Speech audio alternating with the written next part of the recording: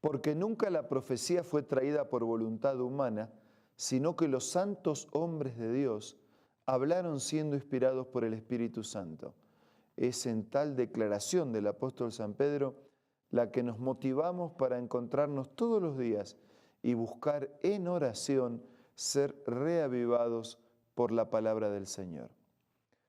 En nuestro estudio de las profecías de Daniel, hoy nos detenemos brevemente en el capítulo 8 de este libro de Daniel, pero lo hacemos con un espíritu de oración. Padre nuestro que estás en los cielos, al meditar en tu palabra te pedimos que nos bendigas, que nos dirijas y que nos asistas con tu espíritu. Lo pedimos y lo agradecemos en el nombre de Jesús. Amén. En el capítulo 2 del libro de Daniel, nosotros nos encontramos con la profecía, el sueño de Nabucodonosor que revela el paso de los tiempos y el devenir de la historia desde lo político. Así que hay una presentación de los distintos poderes políticos, los imperios mundiales que gobernaron el mundo, hasta que Jesús irrumpe en su segunda venida y establece definitivamente su reino. La figura de la imagen destaca el hecho de los metales, la valorización de esos imperios. En el capítulo 7 ya no solo se consideran las cuestiones políticas, sino también las cuestiones religiosas. Y desde la figura de animales que representan reinos, se representa también el poder y la fuerza de esos reinos.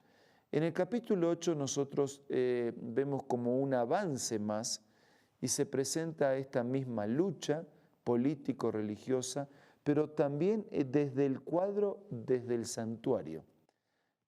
Recordamos que hay un santuario en el cielo creado por Dios y se estableció un santuario en la tierra a imagen del santuario del cielo que lo representaba y que ilustra todo el proceso de la salvación. Vamos a detenernos en algunos pasajes de este capítulo. Capítulo 8. En el año tercero del reinado de Belsasar, yo, Daniel, tuve otra visión. En ella me veía en la ciudad de Susa, define el lugar.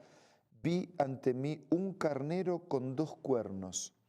Estaba junto al río y tenía cuernos largos. Uno era más largo y le salió después. Me quedé observando cómo el carnero atacaba hacia el norte y hacia el sur. Ningún animal podía hacerle frente, ni había tampoco quien pudiera librarse de su poder. El carnero hacía lo que quería y cada vez cobraba más fuerza. Mientras reflexionaba, de pronto surgió del oeste un macho cabrío.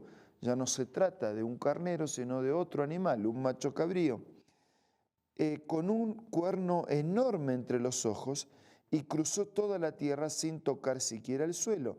Se lanzó contra el carnero que yo había visto junto al río y lo atacó furiosamente. Yo vi cómo lo golpeó, rompió los 2 cuernos. El carnero no pudo hacerle frente porque el macho cabrío lo derribó, lo pisoteó. Nadie pudo librar el carnero del poder del macho cabrío. Y entonces continúa detallando de esta lucha entre 2 animales y de cómo uno vence, derriba, actúa, pisotea y trabaja sobre el otro. El versículo 9 dice que de uno de ellos salió después un cuerno pequeño, que era pequeño al principio, que después se extiende con su poder hacia el sur, hacia el este y también hacia nuestra hermosa tierra. Creció hasta alcanzar el ejército de los cielos. Versículo 13. Escuché también que uno de los santos hablaba y que otro le preguntaba, ¿cuánto más va a durar esta visión del sacrificio diario, de la rebeldía desoladora, de la entrega del santuario, de la humillación del ejército? ¿Cuánto va a durar todo esto? Y la profecía indica, y aquel santo me dijo, va a tardar 2300 días con sus noches, y después de estos se purificará el santuario. En la Biblia, proféticamente hablando, un día equivale a un año, así que 2300 días son 2300 años. Versículo 15. Mientras yo, Daniel, contemplaba la visión y trataba de entenderlo, de repente apareció ante mí alguien de apariencia humana. Escuché entonces una voz que gritaba: Gabriel, dile a este hombre lo que significa esta visión. Y cuando Gabriel se acercó al lugar donde yo estaba, me sentí aterrorizado y caí de rodillas. Pero él me dijo: toma en cuenta, criatura humana, que la visión tiene que ver con la hora final. Mientras Gabriel me hablaba, yo caí en un sueño profundo de cara al suelo, pero él me despertó y me obligó a levantarme y me decía: voy a darte a conocer lo que sucederá cuando llegue a su fin el tiempo de la ira de Dios, porque el fin llegará en el momento señalado. Versículo 20. El carnero de 2 cuernos que has visto simboliza a los reyes de Media y de Persia. Ese segundo imperio, el imperio mundial, universal, que siguió después de Babilonia. El macho cabrío es el rey de Grecia y el cuerno grande que tiene entre los ojos es el primer rey. Los 4 cuernos que salieron en lugar del que fue hecho pedazos simbolizan a los 4 reinos que surgirán de esa nación, pero que no tendrán el mismo poder. Y hacia el final de esos reinos, cuando los rebeldes lleguen al colmo de su maldad, surgirá un rey de rostro adusto, maestro de la intriga, que llegará a tener mucho poder, pero no por sí mismo. Ese rey causará impresionantes destrozos y saldrá airoso en todo lo que emprenda. Destruirá a los poderosos y al pueblo santo, y con su astucia propagará el engaño, creyéndose un ser superior. Destruirá a mucha gente que creía estar segura y se enfrentará al príncipe de los príncipes, pero será destruido sin intervención humana. Versículo 26. Esta visión de los días con sus noches que se te ha dado a conocer es verdadera, pero no la hagas pública, pues para esto falta mucho tiempo. Era para el tiempo del fin.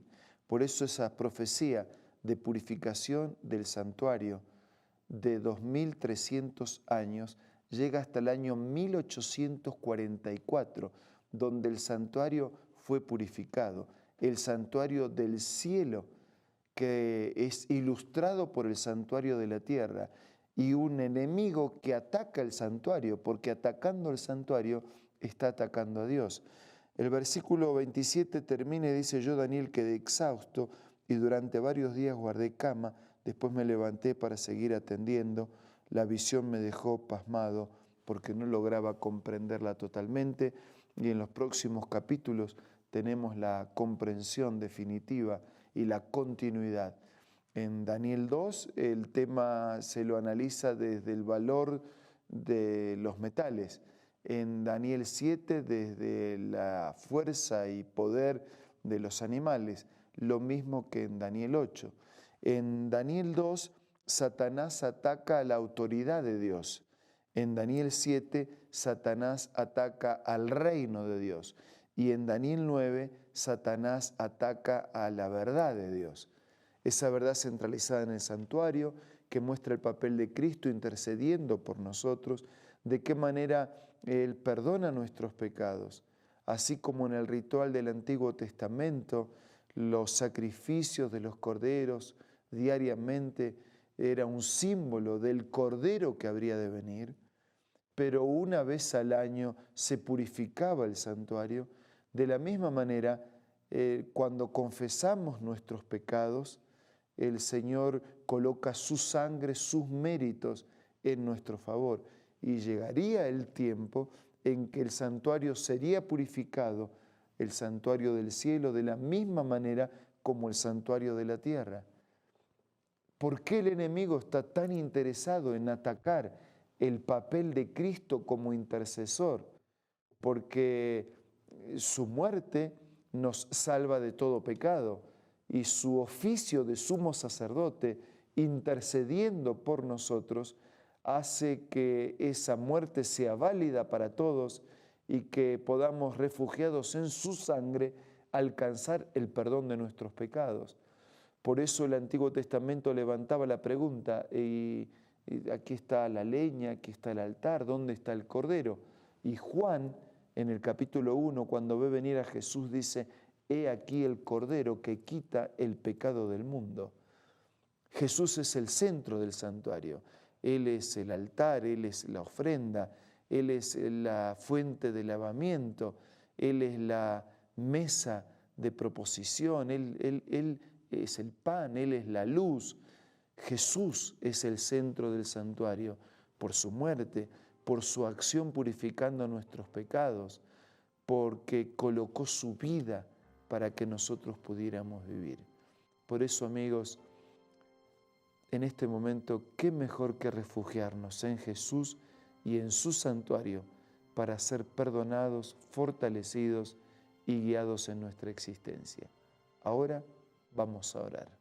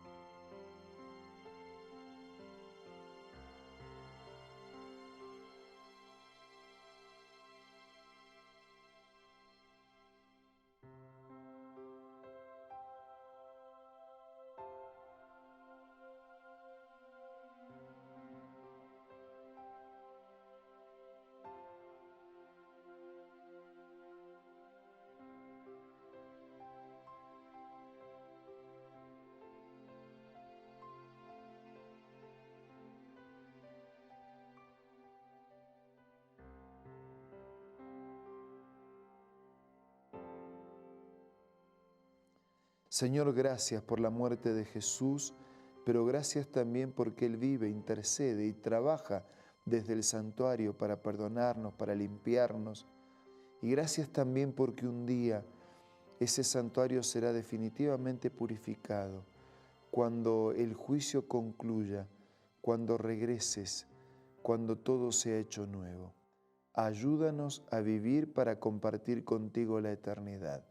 Te lo pido y te lo agradezco todo en el nombre de Jesús. Amén.